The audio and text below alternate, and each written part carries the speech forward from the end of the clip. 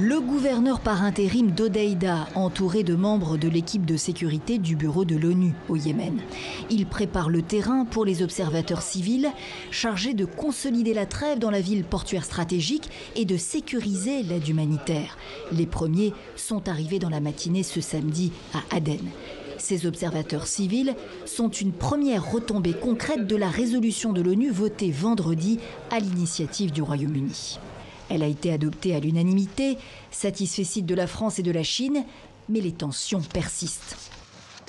En dépit des progrès accomplis à Stockholm, la situation demeure précaire sur le plan humanitaire et beaucoup reste à faire pour atténuer le risque de famine.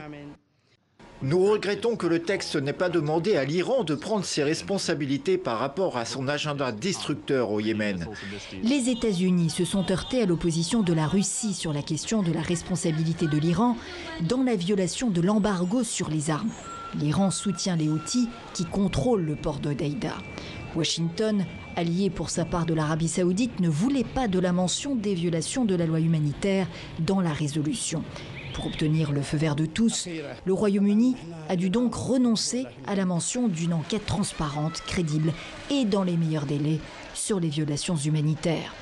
Voir donc si la fragile trêve en place depuis mardi tient, car sans arrêt durable des combats, pas d'aide humanitaire possible. Et c'est par Hodeïda que passent les 2/3 des importations dans le pays.